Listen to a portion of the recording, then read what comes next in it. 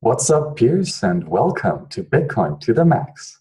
Let's talk about the different stages that a money emerges in, the historical progression from a money that has not existed, a pure state of barter, to eventually having a full-blown monetary economy.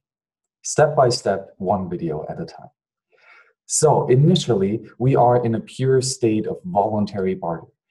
Alice exchanges her apple for Bob's bananas because she values his bananas more than her apples, and he values her apples more than his bananas. If they both interchange their goods, then they are both mutually beneficial. And therefore, it is a net positive trade to both the individuals and the economy at large. This is the pure state of barter. However, sooner or later, these two will have preferences, right? They will want to satisfy needs that are for general purposes, and they will find that they collect one good more and more, whatever that good is, right? If they acquire more of it and have it as something that they like to collect for whatever reason, that can be. For example, it can be salt for seasoning your food, or that could be wood for burning later in a fire, or that could be pearls because they look nice on a necklace. It could be anything. It has to be a collectible.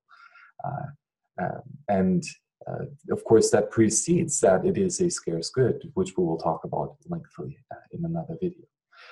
So this state of a digital collectible, as I said, can be achieved with any good, as long as you like it and as long as you want to accumulate more of it to satisfy one need or one another. It doesn't really matter. As soon as you have that state in the economy, that Alice plans ahead, right? She collects something so that she has it in the future, and she necessarily not even consumes it or uses it in production right away. Right? That's why it's first a collectible good and not a classical full-blown consumption or production good. So the inherency of this digital collectible could be said as just being nerds, early adopters of accumulating something that others might not deem valuable.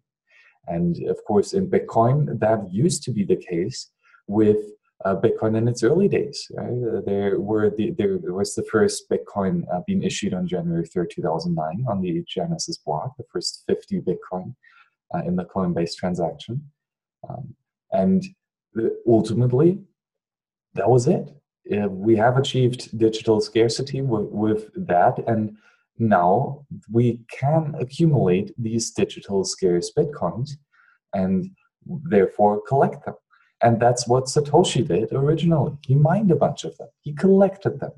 How? By, well, accumulating proof of work, by proving that he has spent energy on this computing resource. And therefore then he collected them, and that was the first step of Bitcoin on its path towards the monetary good, the collectible stage. Of course, it was not just Bitcoin, Satoshi Nakamoto. For example, also Hal Finney joined, and that's where the first barter exchange or the first gift of these digital scarce collectibles called Bitcoin happened, where Satoshi Nakamoto sent a couple Bitcoin to Hal Finney so that he can test it out a couple days after the mainnet was launched. And that moved it into the true gift economy of gifting digital collectibles. And in exchange, Satoshi received the dedication of Hal Finney and looking after the code and making sure that it actually works and fixing a lot of bugs.